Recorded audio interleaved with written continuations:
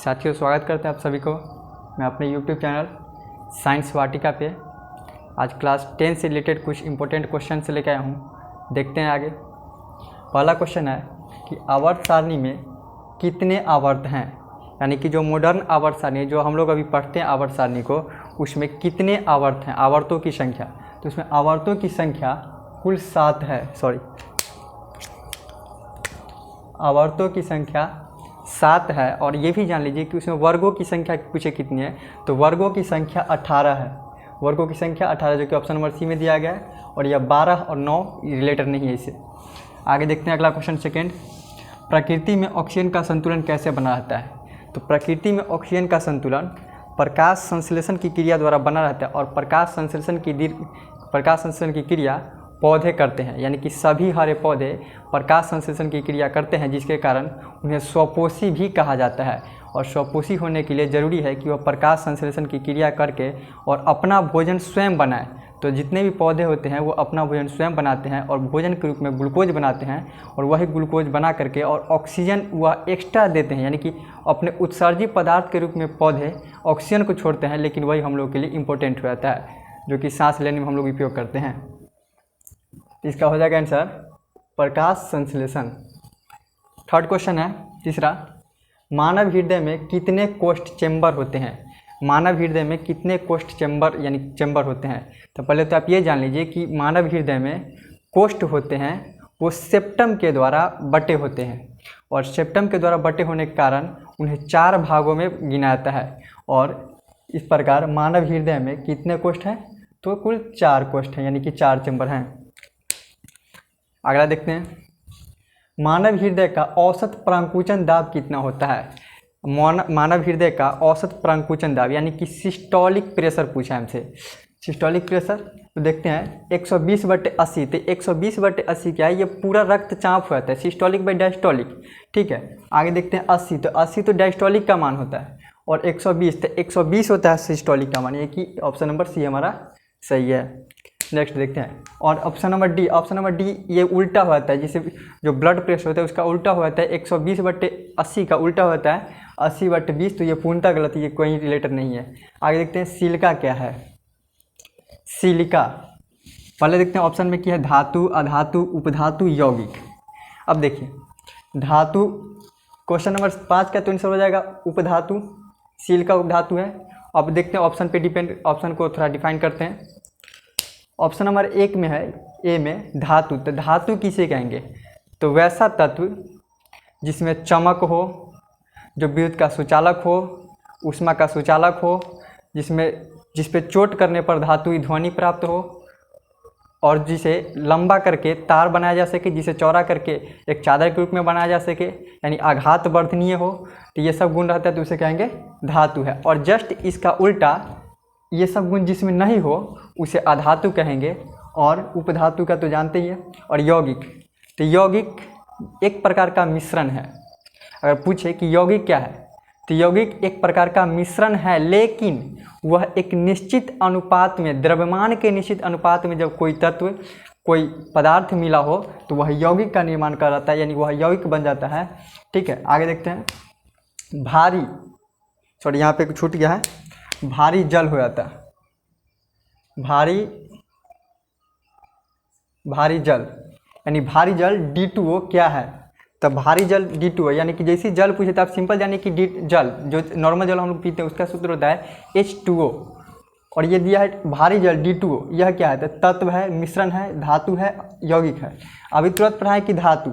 एक बात हमेशा याद रखिए कि धातु जब भी होगा तो वो अकेले होगा, लेकिन अधातु भी होगा तो वो अकेले होगा, बट तत्व भी अकेले ही होगा। तत्व जो भी होगा वो अकेले ही होगा। आगे देखते हैं यौगिक। तो यौगिक जब भी होगा तो वो 2 या 2 से अधिक के रूप में। यौगिक अकेले नहीं होता है कभी, क्योंकि आप पहले ही बोले कि यौगिक क्या है, एक प्रकार का मिश्रण है, किंतु निश्चित द्रव्यमान के निश्चित अनुपात में रहता है मिला हुआ। तो देखते हैं भारी जल यानी D2O क्या है, तो D2O एक प्रकार का यौगिक है, तत्व जैसे हाइड्रोजन, हीलियम, लिथियम, बेरिलियम। मिश्रण जैसे शरबत हो गया, उसके बाद बालू और नमक का मिश्रण ले लीजिए, फिर दाल और चीनी का मिश्रण ले लीजिए, ये मिश्रण हो गया। धातु जैसे लोहा, टीना, कॉपर, निकेल। अब अगला क्वेश्चन देखते हैं। पौधे में वाष्प उत्सर्जन किस भाग से होता है। तो पौधे में वाष्प उत्सर्जन पौधे के पत्ता से होता है। और पूछें पत्ता के कौन से भाग से, तो पत्ते के रंध्र से होता है, और रंध्र पत्ते के किनारे वाले साइड में पाए जाते हैं।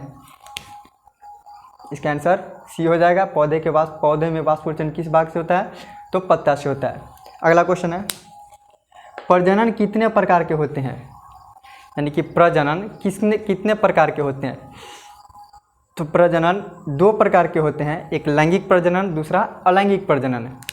तो इसका आंसर ये हो जाएगा लैंगिक प्रजनन, अलैंगिक प्रजनन। आगे दिया है, दाढ़ी बनाने में किस दर्पण का उपयोग किया जाता है। तो आप लोग जानते होंगे कि दाढ़ी बनाने में जब भी हम लोग शेविंग कराने के लिए जाते हैं, वो क्या बोलता है, हजामती वाले दुकान में, तो वहाँ पे एक बड़ा बड़ा दर्पण लगा होता है, ठीक है। और दर्पण जिसे आईना भी कहते हैं, तो उसमें कौन सा दर्पण होता है, तो उसमें ध्यान रखिएगा कि अवतल दर्पण होता है। और पूछे उत्तल दर्पण कहाँ होता है, तो उत्तल दर्पण वाहनों के साइड मिरर के रूप में उपयोग किया जाता है मुख्य रूप से। पूछेगा तो आपको वही पूछेगा, इसके अलावा तो पूछता नहीं है। तो पूछे उत्तल दर्पण का उपयोग कहाँ किया जाता है, तो वाहनों के साइड मिरर में, या पूछे कि वाहन के साइड मिरर के रूप में किस दर्पण का उपयोग किया जाता है, उत्तल दर्पण का। आगे, स्पेक्ट्रम में किस रंग का यानी किस कलर की किरण का झुकाव अधिक होता है। स्पेक्ट्रम में किस कलर का झुकाव अधिक होता है। देखिएगा स्पेक्ट्रम इस तरह का कुछ होता है,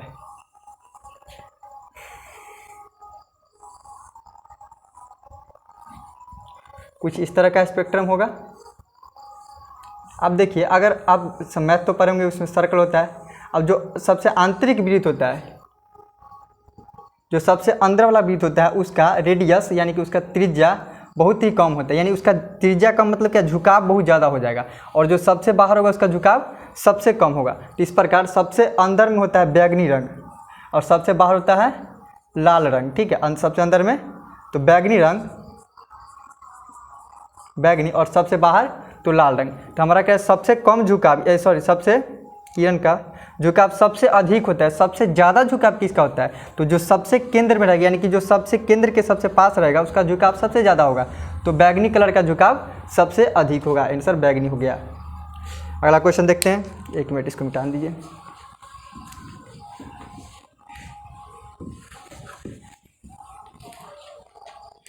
अगला क्वेश्चन है, निम्नलिखित में से कौन भिन्न है। बहुत अच्छा क्वेश्चन है दोस्तों, देखिएगा इसको। निम्नलिखित में से कौन भिन्न है, हाइड्रोजन, ऑक्सीजन, हीलियम, क्लोरीन।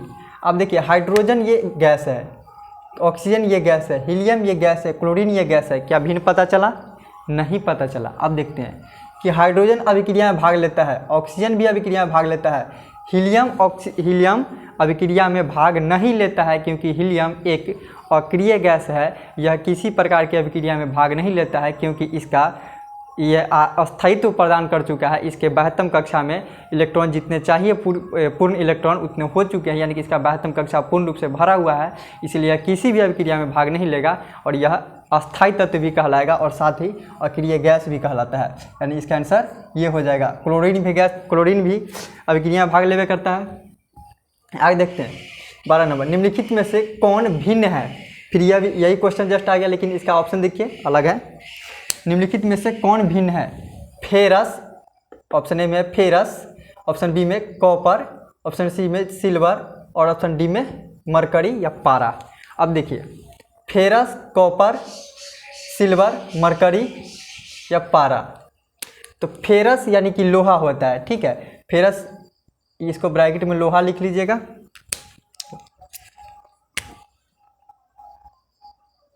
लोहा का ही दूसरा नाम फेरस है। लोहा, कॉपर ये भी धातु ही है, लोहा भी धातु, कॉपर भी धातु है, सिल्वर भी धातु है, और मरकरी, पारा ये भी धातु। अब तो पता ही नहीं चल रहा है कि इसमें किसको ऑप्शन मारे, किसको टिक लगा, क्योंकि सभी के सभी धातु ही हैं, और हमको इसमें से भिन्न चुनना है। तब देखते हैं, लोहा यह ठोस अवस्था में पाया जाता है, कॉपर ये भी ठोस अवस्था में पाया जाता है, और सिल्वर ये भी ठोस अवस्था में पाया जाता है। सिल्वर यानी कि चांदी, जिसको आप लोग जानते होंगे क्या गहना वगैरह बना के पहना जाता है। उसके बाद है मरकरी या पारा, इसको आप लोग देखे होंगे कि थर्मामीटर जो होता है उसमें पारे का उपयोग किया जाता है। और पारा एक द्रवित अवस्था में पाए जाने वाला तत्व है, जो कि 15 डिग्री सेल्सियस के बाद वह द्रवित अवस्था में आता है। इसलिए इसको माना ही जाता है कि यह द्रवित अवस्था में होगा, क्योंकि कमरे का तापमान भी तो 15 डिग्री से ऊपर ही होता है। जितने भी नॉर्मल टेम्परेचर होते हैं सब 15 डिग्री से ऊपर होता है, यानी 15 डिग्री सेल्सियस से ऊपर होता है। और यह उतना ही उस तापमान पे 15 डिग्री तापमान पे ही पारा लिक्विड अवस्था में यानी कि द्रवित अवस्था में पाया जाता है, इसलिए इसका आंसर ये हो जाएगा, इसमें से ये भिन्न हो जाएगा। ठीक है, अब अगला देखते हैं। निम्नलिखित में से कौन बायोगैस ईंधन का स्रोत नहीं है? निम्नलिखित में से कौन बायोगैस ईंधन का स्रोत नहीं है? तो सबसे पहले जान लीजिए कि बायोगैस ईंधन का स्रोत कौन कौन होगा। तो बायोगैस ईंधन का स्रोत वही होगा जो जीवाश्म से बना है, यानी कि जितने भी जीवाश्म होंगे वो सब बायोगैस ईंधन का स्रोत हो जाएंगे। तब आगे देखते हैं ऑप्शन के ऊपर। लकड़ी, तो लकड़ी इसमें भी जीवाश्म होते ही हैं, ये नहीं होगा। गोबर गैस, इसमें भी जीवाश्म होते ही हैं, ये भी नहीं होगा।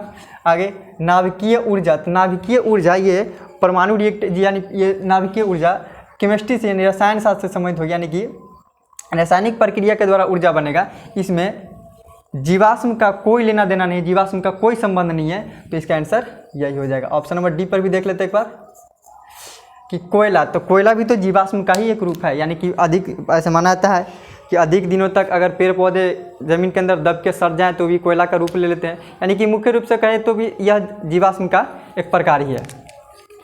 आगे देखें, छोटी आंत कितने भागों में बटी होती है? तो छोटी आंत दोस्तों 3 भागों में बटी होती है। छोटी आंत 3 भागों में बटी होती है। और पूछेगा कि पाचन की सर्वाधिक क्रिया कहाँ संपन्न होती है? तो छोटी आंत में संपन्न होती है। और छोटी आंत के किस भाग में? तो इलियम में संपन्न होती है। और पूछे छोटी आंत की सबसे बड़ी भाग कौन है? तब भी इलियम है, यानी कि पाचन की सबसे मुख्य भूमिका कौन निभाती है? तो छोटी आंत। अगर छोटी आंत ऑप्शन में नहीं है तो फिर इलियम होगा, इलियम कह सकते हैं। बड़ी आंत में पाचन संबंधी कोई कार्य नहीं होता है, क्योंकि बड़ी आंत में वहाँ पे कोई भी एंजाइम स्रावित नहीं होता है। एंजाइम का काम है कि भोजन को पचाना। आगे देखते हैं, छोटी आंत कितने भागों में बटी होती है? छोटी आंत 3 भागों में बटी होती है। छोटी आंत 3 भागों में बटी होती है। अगला क्वेश्चन देखते हैं, मनुष्य के छाती यानी चेस्ट में कुल कितनी हड्डी होती है? मनुष्य के छाती यानी चेस्ट में, ये चेस्ट में, इसमें कितनी हड्डी होती है? तो चेस्ट में एक स्ट्रक्चर देखिएगा, इस तरह का होता है कुछ।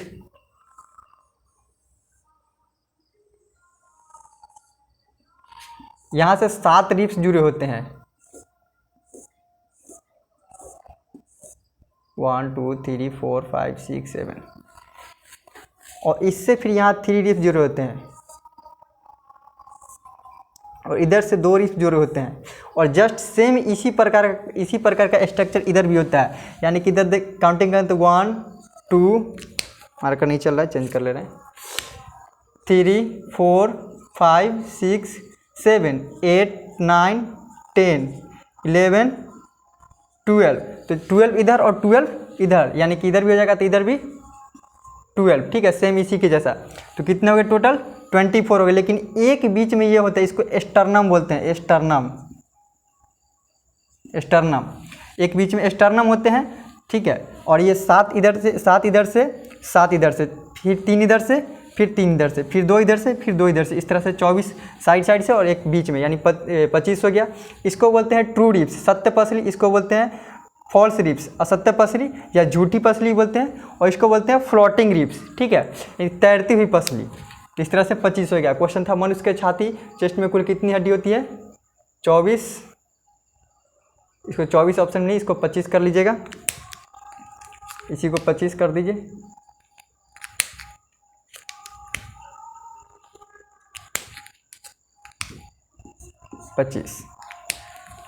Thank you. अगर अच्छा लगा होगा तो लाइक और शेयर ज़रूर कीजिएगा। अगर कोई दिक्कत हो तो कमेंट में कमेंट कर सकते हैं। Thank you.